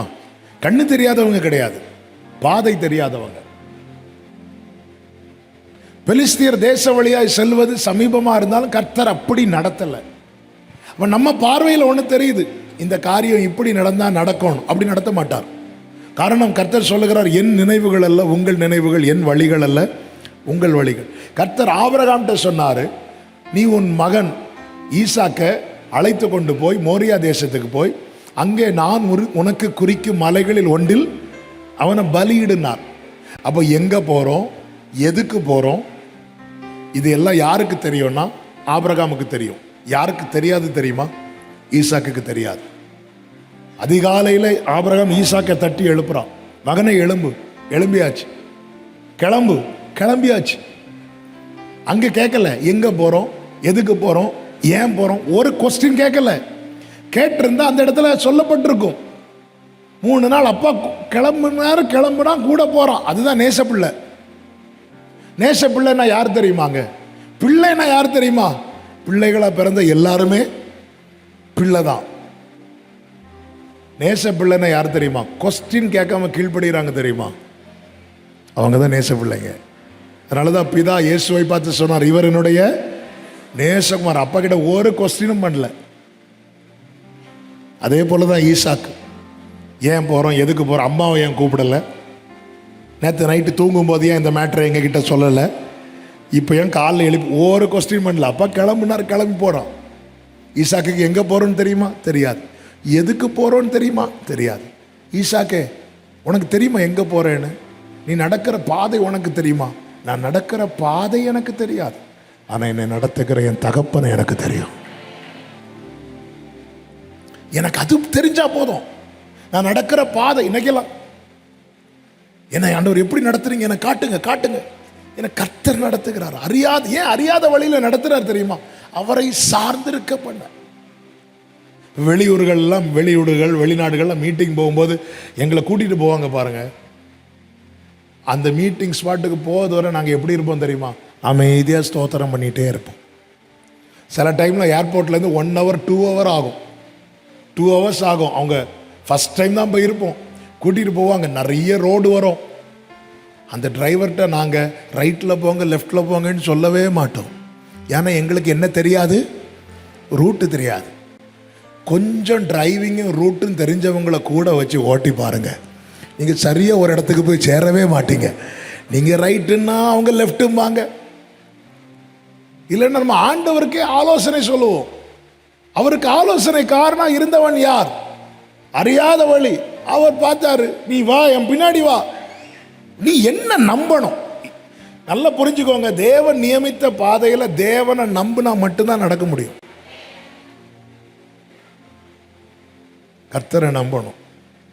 கர்த்தரை நம்பணும்னா கர்த்தர் தந்த மாவையோ எண்ணெயோ அப்பத்தையோ வஸ்திரத்தையோ அல்ல பார்க்க வேண்டியது. கர்த்தர் தந்த ரட்சிப்பை பார்க்கணும். அதற்கு அவர் தந்த கிரயத்தை பார்க்கணும். எவ்வளவா அன்பு கூர்ந்தா. அவர் தம்முடைய சொந்த குமாரன் என்றும் பாராமல் நம் எல்லாருக்காக அவரையே தந்தருளினவர். மற்ற எல்லாவற்றையும் தராம இருப்பாரா? இப்படி பார்க்கணும். என்ன ரட்சிக்க எகிப்திலிருந்தே என்னை வெளியே கொண்டு வந்துட்டார். இந்த சிவந்த சமுத்திரத்தை தாண்டி கொண்டு போக மாட்டாரா? இப்படி பார்த்திருந்தா சிவந்த சமுத்திரத்துக்கு முன்னாடி இவங்க துதிச்சிருப்பாங்க. இவங்க இப்படி பார்க்கல. இன்னைக்கு கர்த்தர் ரட்சித்தார்னு சொல்ற சாட்சியை விட கர்த்தர் எனக்கு வீடு கட்டி தந்தாருங்கிற சாட்சியை தானே நம்ம ஆண் கேட்கிறோம். எந்த சாட்சிக்கு வியூஸ் ஜாஸ்தியா போகும்? இப்படிப்பட்ட சாட்சி தானே. கர்த்தர், நான் எவ்வளவு பாவியா இருந்தேன் தெரியுமா, கர்த்தர் என்னை ரட்சித்தா, நான் விட முடியாத பாவத்தில் இருந்தேன், கர்த்தர் என்னை மீட்டாருன்னு சொன்னா அப்படியா? சரி. இதே இது நான் சைக்கிள்ல போயிட்டு இருந்தேன், இப்போ எனக்கு சொந்தமா 4 கார் இருக்கு. க்ளோரி, ஹalleluya.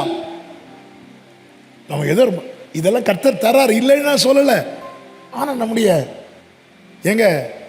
கானாவூர் கல்யாண வீட்டில் தண்ணீரை ரசமா மாற்ற கர்த்தர் கிரயம் கொடுக்கவில்லை. 5 அப்பத்தை 5000க்கு அதிகமானவருக்கு கொடுக்க கர்த்தர் ஒரு ரிஸ்க்கும் எடுக்கல. அப்பத்தை மட்டும் கையில் எடுத்தார், அவ்வளவுதான். எடுத்தார், வச்சார், பிளஸிங். லாசருவை வெளியே கொண்டு வர இவர் இங்கிருந்து பாதாளத்துக்கெல்லாம் போகல. ஒரு அற்புதம் செய்யறதுக்கு அவர் ரிஸ்க் எடுக்கல. ஆனா என்னை உங்களை மீட்க தம்முடைய கடைசி சொட்டு ரத்த வரைக்கும் சிலுவையிலே சிந்தின நல்ல கைகளை தட்டி ஹalleluya. இப்போ உங்க முன்னாடி ஒரு சிவந்த சமுத்திரம் இருக்கிறது. முன்னாடி சமுத்திரம் இருக்கிறது. முட்டிட்டு நிக்கிறீங்க. முன்னாடி போக முடியல. முன்னாடி புறப்பட்டு போகணும். என்ன செய்யணும்? எப்படி பார்க்கணும்? அந்த எகிப்திலிருந்து என்னை கொண்டு வந்தவர் இந்த சிவந்த சமுத்திரத்தை எளிதில் கடக்க பண்ணுவார். இந்த வருடத்தின் ஆரம்பத்தில் இந்த வார்த்தையை நான் தீர்க்க தரிசனமா இயேசுவின் நாமத்தில் சொல்றேன். உங்களுக்கு கொடுக்கப்பட்ட ரட்சிப்பை இப்படி மேன்மையா பாருங்கள். சிவந்த சமுத்திரம் பிளக்கும்படிக்கு கர்த்தர் அன்று காற்றை அனுப்பினது போல உங்களுக்கு முன்பாக தடைகள் விலக கர்த்தர் தம்முடைய காற்றை அனுப்புவார். ஆமென் சொல்லுங்க பார்க்கலாம். சத்தமா ஆமென் சொல்லுங்க பார்க்கலாம். கர்த்தர் நமக்கு தந்த ரட்சி. பக்கத்துல 2 பேரை பார்த்து சொல்லுங்க, கர்த்தர் ரட்சித்ததுதான் பெருசு. சொன்னீங்களா? எகிப்திலிருந்தே வெளியே கொண்டு வந்துட்டா, இதுல இருந்து கொண்டு போக மாட்டாரா? சிவந்த சமுத்திரத்தை பிளக்க கர்த்தர் தூதர்களை அனுப்பி ஆளுக்கு ஒவ்வொரு பக்கெட்டையும் கையில கொடுத்து, அப்படியா ஒரே ஒரு காட்டு, அவ்வளவுதான், ஓப்பன். அதனாலதான் முறையிட்டதும் கர்த்தருக்கு மோசைக்கிட்ட கோவம் வந்துட்டு, நீ ஏன்டா முறையிட்டு இருக்கிற, புறப்பட்டு போ அப்படிங்கிறார். நீ புறப்பட்டு நீ எதை பாரு, உன்னை எங்க இருப்பு காலவாயிலிருந்து கொண்டு வந்தேன், உன்னை மீட்டெடுத்த, நீ அக்கினி நின்று தப்பு வைக்கப்பட்ட கொள்ளை. உனக்கு முன்னாடி நான் வாசல் திறக்காமல் இருப்பேனோ, ஆனா நீ எங்க இருக்கணுங்கிறது தான் முக்கியம். நீ என்னால் நடத்தப்படுகிறாயா? எங்க உனக்கு வே பிளாக் ஆகுது? நீ நடந்த பாதையிலையா, நான் நடத்துகிற பாதையிலையா? நான் நடத்துகிற பாதையில் என்றால் எக்ஸ்பெக்ட் மிராக்கிள், அற்புதத்தை எதிர்பார்த்திருங்கள். இந்த இடத்துல இப்போ ஒரு காற்றை அனுப்ப போகிறார். ஒரு கேரண்டி, பார்வோன் புறப்பட்டு வருவான், அவன் நெருங்கிறதுக்குள்ள உங்களுக்கு டோர் ஓப்பன் ஆகும். பார்வோன் வர சில பிரச்சனை கிட்ட வர்றது போல இருக்கும், ஆனால் கர்த்தரால் நடத்தப்படுகிறவர்களுக்கு இயேசுவின் நாமத்தில் இந்த கேரண்டி உண்டு. பார்வோன் உங்களை நெருங்கிறதுக்குள்ள, பார்வோன் உங்க நிழலை தொடுறதுக்குள்ள உங்களுக்கு முன்னாடி வே ஓப்பன் ஆகிருக்கும். நம்புறவங்க மட்டும் நல்ல கைகளை தட்டி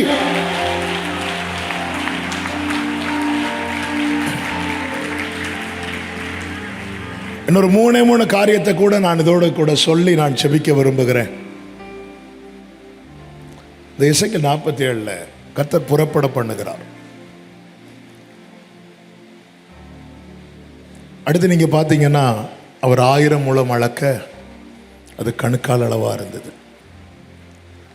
அடுத்து 1000 முழம் அளக்க அது முழங்கால் அளவா இருக்கிறது.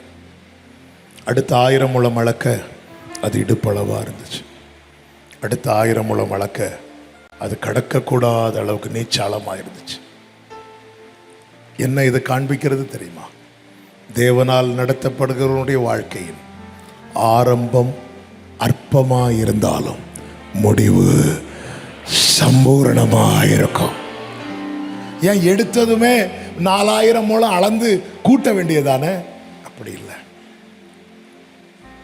வேதம் சொல்லுகிறது, உங்களை அதிசயமாய் நடத்தி வந்த உங்கள் தேவனாகிய கர்த்தருடைய நாமத்தை துதிப்பீர்கள். எந்த தாழ்வில் என்னை நினைத்தவரே, உந்த நாமம் உயர்த்திடுவே. எந்த தாழ்வில் என்னை நினைத்தவரே, உந்த நாமம் உயர்த்திடுவேன். எண்ணில் அடங்கா நன்மைகள் செய்தவரே, நன்றியாலே துதித்திடுவேன்.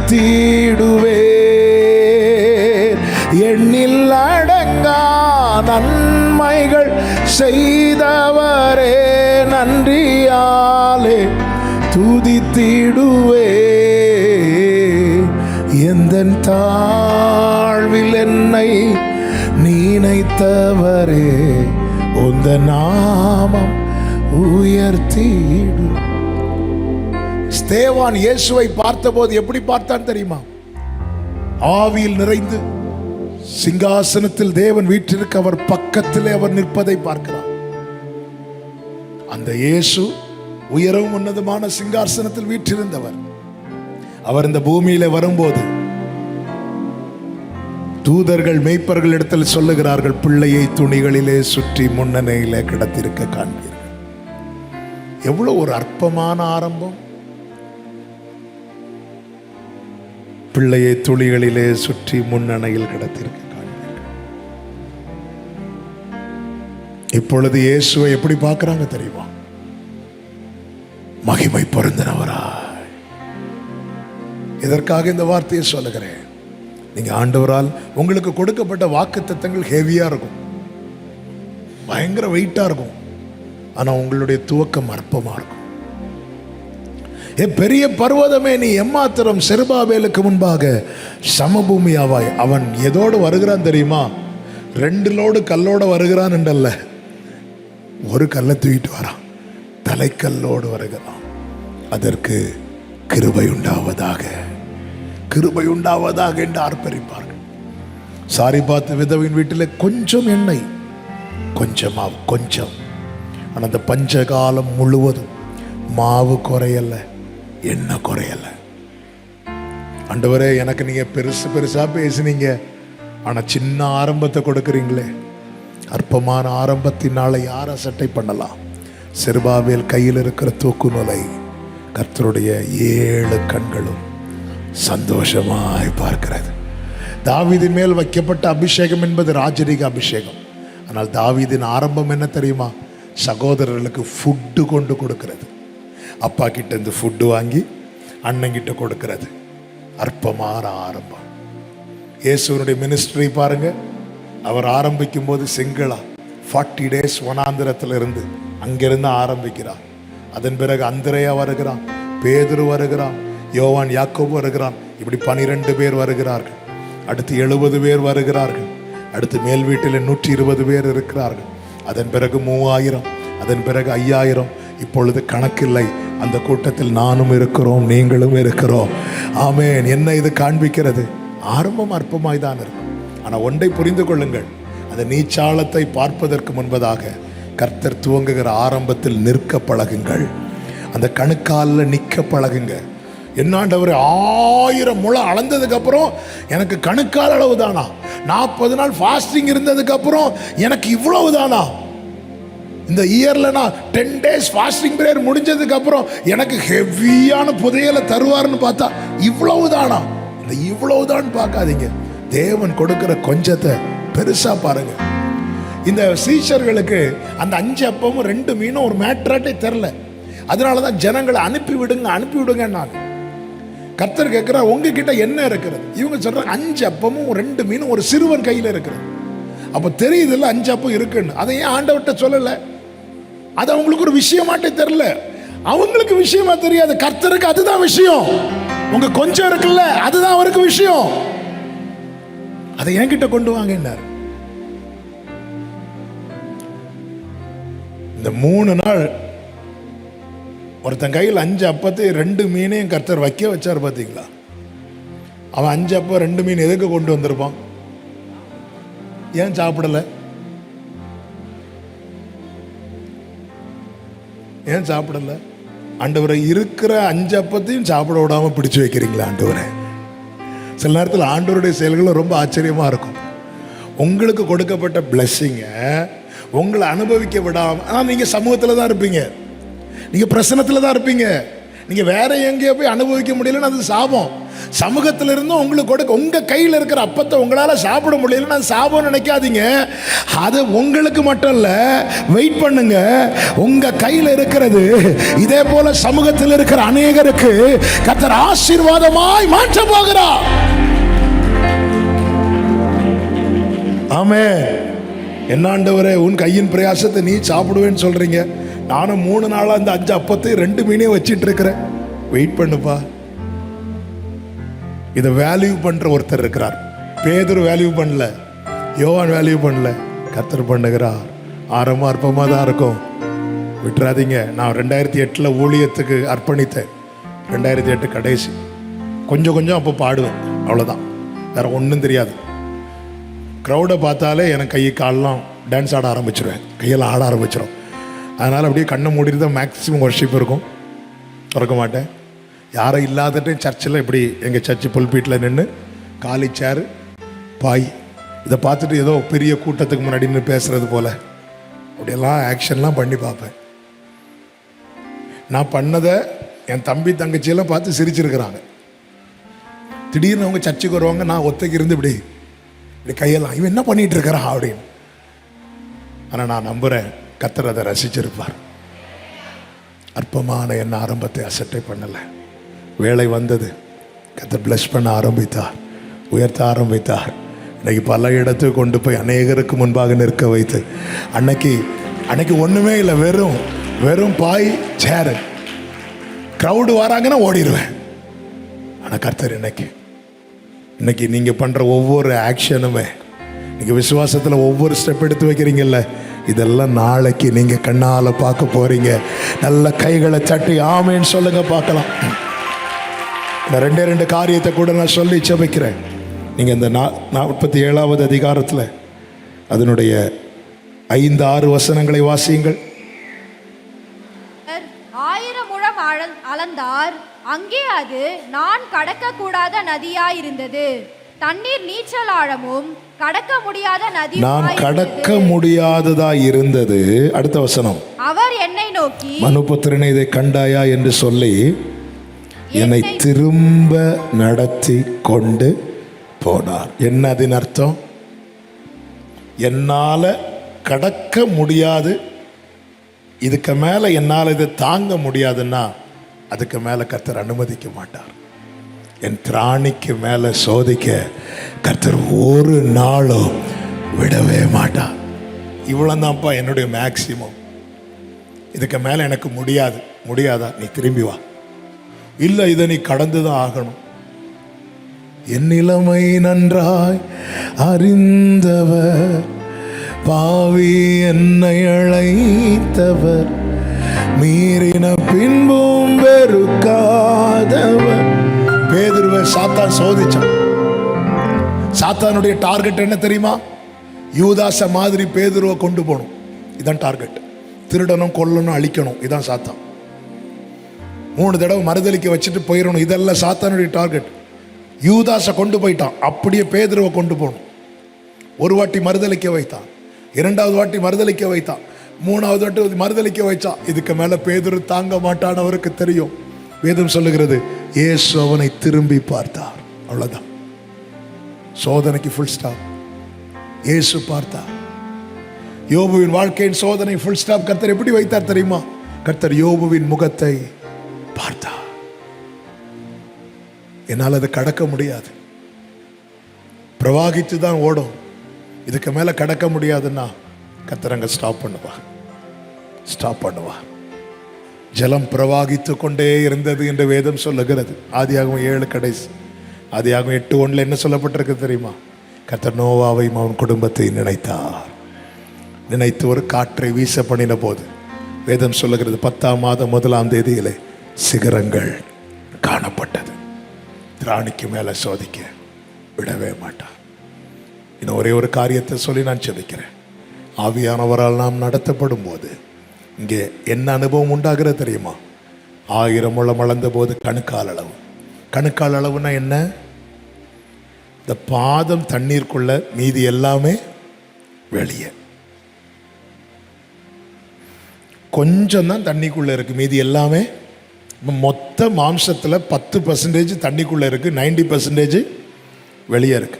நம்ம அநேகருடைய ஆவிக்குரிய வாழ்க்கை அப்படிதான். சர்ச்சுக்குள்ள அந்நிய பாஷை வெளியே போனால் என்னென்ன பாஷையோ, புருஷர்களை பற்றி மனைவிகள்கிட்ட கேட்டால், மனைவிகளை பற்றி புருஷர்கள்ட்ட கேட்டால் சொல்லுவாங்க. அடுத்த 1000 முழம் அளக்கும் போது முழங்கால் அளவு, முட்டிக்கு கீழே தண்ணிக்குள்ள, மீதி எல்லாம் வெளியே. இன்னும் 1000 முழம் அளக்கும் போது இடுப்புக்கு கீழே தண்ணிக்குள்ள, மீதி எல்லாம் வெளியே. 50-50. கைகள் ஏசாவின் கைகள், சத்தம் யாக்கோவின் சத்தம். 50-50. நாங்கள் இங்கே வந்தா இப்படி அனலாக இருப்போம், அங்கே போனால் குளிராக இருப்போம். 50-50.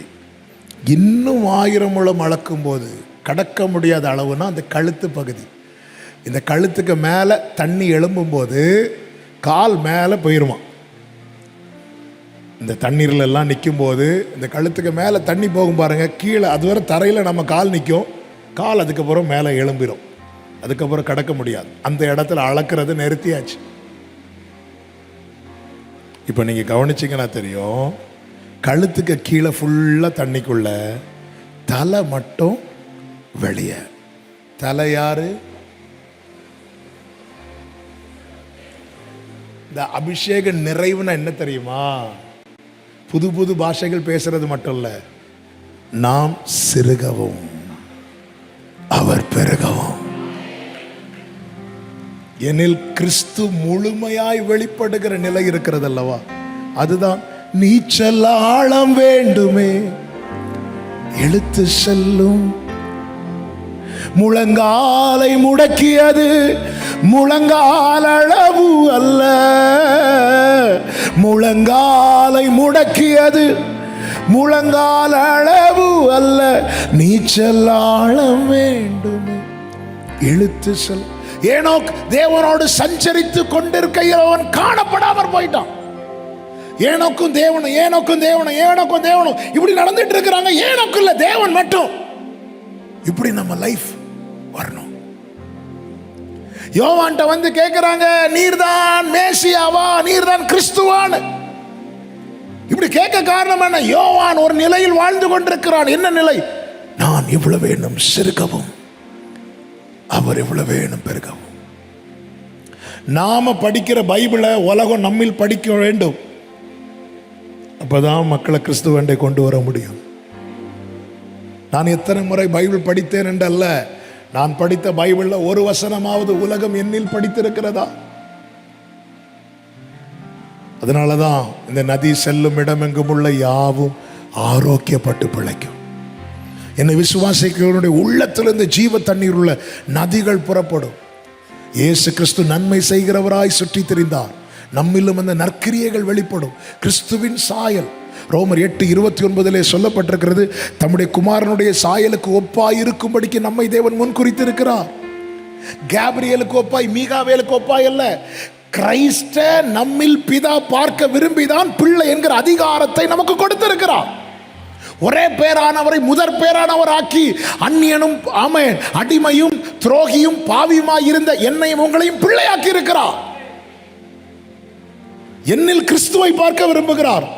என்னில் கிறிஸ்துவை பார்க்க வேண்டும். கிறிஸ்து எப்படி வெளிப்பட்டார்?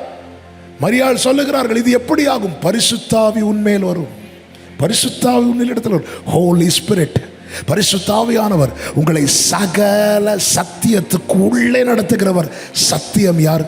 ஜீசஸ். நானே சத்தியம். இந்த சத்தியத்துக்கு உள்ள நம்மளை கொண்டு போறது யார் தெரியுமா? பரிசுத்தாவியானவர். அதனாலதான் ஆவியானவருடைய ஆளுகை என்னால கடக்க முடியும். அவர் தான் என்ன கொண்டு போகணும். கணுக்கால் அளவில் நான் ஜம்ப் பண்ணி வெளியே வந்துடுவேன், முழங்கால் அளவில் ஜம்ப் பண்ணி வெளியே வந்துடுவேன், இடுப்பளவுலையும் தட்டி தட்டி வெளியே வந்துடுவேன். ஆனா நீச்சாளத்தில் வரும்போது அது என்ன தூக்கிட்டு போயிடும். ஆவியானவர் கொண்டு போனார் இருக்கு, பிலிப்புவை கொண்டு போனார் இருக்கு, இயேசுவை கொண்டு போனார் இருக்கு, நம்மையும் கொண்டு செல்வாராக.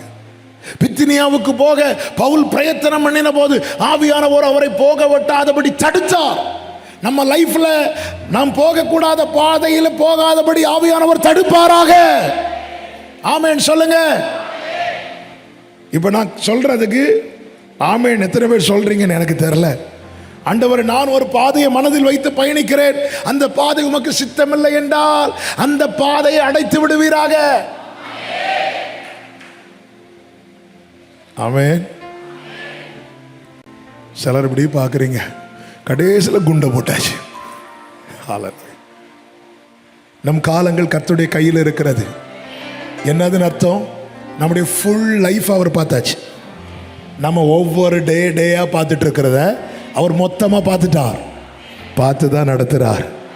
தாம் செய்ய போகிறதை அறிந்து என்று பைபிளில் இருக்கு. சாப்பாடு இல்லை, வேதம் சொல்கிறது தாம் செய்ய போகிறதை அறிந்து உங்ககிட்ட என்ன இருக்குன்னு அப்படின்னு கேட்டார். அவருக்கு தெரியும் அடுத்து என்ன நடக்கும்னு தெரியும், அடுத்து என்ன செய்ய போறாருன்னு தெரியும். கர்த்தர் அமைதியா போட்ல படுத்து தூங்குறாரா, எந்த புயல் அடிச்சாலும் அதுல உங்களுக்கு ஒன்றும் ஆகாதுன்னு கர்த்தருக்கு தெரியும். இந்த படகு அக்கறையில போய் சேரும்னு அவருக்கு தெரியும். ஆமே. எங்க நான் எத்தனை வருடம் கிறிஸ்தவன், நான் இத்தனை வருஷம் இந்த சபை விசுவாசி, இத்தனை வருஷம் கிறிஸ்டியன், அதுல எல்லாம் பெருமை. லாஸ்ட் இயரை விட இந்த இயர் நான் இன்னும் சிறுக, கர்த்தர் என்னில் பெருக.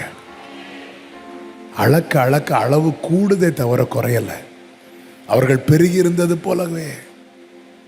என்னை காண்போர் உம்மை காண உம் சாயல் என்னில் வேண்டும். தேவையானது ஒன்றே ஒன்றுதான், அவரால் நடத்தப்பட முழுமையாய் ஒப்பு கொடுங்கள். கர்த்தர் உங்களை ஆச்சரியமாய் நடத்துவார். உங்கள் ஆரம்பம் அற்பமானால் முடிவு சம்பூர்ணமாக இருக்கும். உங்கள் திராணிக்கு மேலே சோதனை ஒருபோதும், உங்கள் மேக்சிமம் ஒரு சோதனையை பார்க்க வச்சாருன்னா சோதனைக்கு கர்த்தர் முற்றுப்புள்ளி வைத்து விட்டார் என்று அர்த்தம். தேவனால் நடத்தப்படும் போது நம்மில் கிறிஸ்து வெளிப்படுவா. அவர் வெளிப்படும் போது அவர் இருக்கிற வண்ணமாகவே நாம் அவரை தரிசிக்கிறபடியால் அவருக்கு ஒப்பாக. அதுக்கு தான் இப்பொழுதே கர்த்தர் நம்மை உருவாக்கி கொண்டிருக்கிறார். கர்த்தர் அப்படியே நம்மை நடத்துவாராக. முழுமையாய் அவர் நடத்துதலுக்கு ஒப்பு கொடுப்போம், விட்டு கொடுப்போம். கர்த்தர் உங்களை ஆசீர்வதிப்பார். எல்லாரும் எழுந்து நிற்கலாமா? ஹல்லேலூயா. ஆவியானவரே, ஆவியானவரே, பரிசுத்த ஆவியானவரே, ஆவியானவரே, பரிசுத்த ஆவியானவரே, எங்களுக்குள்ளே வாசம் செய்யும் ஆவியானவரே, இந்நாளிலும் சித்தம் போல் நடத்தி செல்லுமையா. எங்களுக்குள்ளே வாசம் செய்யும் ஆவி என்னாலும் பாடுங்க, என்னாலும் சித்தம் போல் நடத்தி செல்லும். எங்கு செல்ல வேண்டும், எங்கு செல்ல வேண்டும், என்ன சொல்ல வேண்டும், வழி நடத்தும் ஆவியானவரே. ஆமே. எங்கு செல்ல வேண்டும், என்ன சொல்ல வேண்டும், என்ன சொல்ல வேண்டும், வழி நடத்துங்கப்பா. வழி நடத்தும் ஆவியானவரே. உம் விருப்பம் இல்லாத, உம் விருப்பம் இல்லாத இடங்களுக்கு செல்லாமல் தடுத்து நிறுத்தும் ஆவியானவரே, உம் விருப்பம் இல்லாத இடங்களுக்கு செல்லாமல் தடுத்து நிறுத்தும் ஆவியானவரே. கைகளை அசைத்து ஆவியானவரே, ஆவியானவரே, பரிசுத்த ஆவியானவரே, ஆவியானவரே, ஆவியானவரே, ஆவியானவரே, எங்களுக்குள்ளே, எங்களுக்குள்ளே வாசம் செய்யும் ஆவியானவரே. என்னாலும், என்னாலும் சித்தம் போல் நடத்தி செல்லுமையா. ஓ எங்களுக்குள்ளே வாசம் செய்யும் என் வாழ்வை உம் சித்தம் போல் சொல்லுங்க, என் வாழ்வை உம் சித்தம் போல். கைகளை அசைத்து ஆவியானவரே, ஆவியானவரே, ஆவியானவரே, பரிசுத்த ஆவியானவரே, பரிசுத்த ஆவியானவரே, உடரமா கலமா சத்தனமா மரோ, ஆவியானவரே, ஆவியானவரே, ஆவியானவரே, பரிசுத்த ஆவியானவரே. வலது கரத்தை வானத்துக்கு நேராக உயர்த்தி, இடது கரத்தை இருதயத்தில் வைத்து, உடைய நல்ல ஆவியானவர் என்னை செவையான வழியில் நடத்துவார். நான் ஆசைப்படுகிற பாதையில் அல்ல, நடக்க வேண்டிய வழியில். எந்த பாதையில் என்னை நடத்தினால் நான் சுதந்திரிக்க வேண்டியவைகளை சுதந்திரிப்பேனோ அந்த பாதையில் என்னை நடத்துங்க. எந்த பாதையில் ஜீவன் உண்டு அந்த பாதையில் என்னை நடத்துங்க. எந்த பாதையில் என்னை நடத்தினா மகிமையை காண்பேன் அந்த பாதையில் நடத்துங்க. ஆவியானவரே, நீர் ஆட்கொண்டு எங்களில் கிறிஸ்து வெளிப்படத்தக்கதாய் எங்கள் சுயம் சாம்பலாய் மாறட்டும். அந்த தண்ணீருக்குள்ள எல்லாமே அடிபட்டு போயிடட்டும். தலையாகிய கிறிஸ்து மாத்திர வெளியே தெரிவாராக, தென்படுவாராக. தகப்பனே, இந்த அனுபவத்தில் நீர் எங்களை நடத்தும். வந்திருக்கிற ஒவ்வொருவரையும் நடத்தும். இந்த சபையை நடத்தும். மனதார வாழ்த்தி ஆசீர்வதிக்கிறேன். மனுபுத்திரனே, இதை கண்டாயா என்று சொல்லி எசேக்கியேலுக்கு இக்கரையிலும் அக்கரையிலும் திரளான விருட்சங்கள் வளர்ந்திருப்பதை, கனி கொடுத்திருப்பதை காண்பித்தது போல இதுவரை காணாத நன்மைகளை இந்த புதிய ஆண்டிலே கர்த்தருடைய பிள்ளைகளுக்கு காண்பித்து களிகூர பண்ணுவீராக என்று வாழ்த்துகிறோம். கிருபை உண்டாக பண்ணும். மகிமை உமக்கு, இயேசுவின் நாமத்தில் பிதாவே, ஆமென்.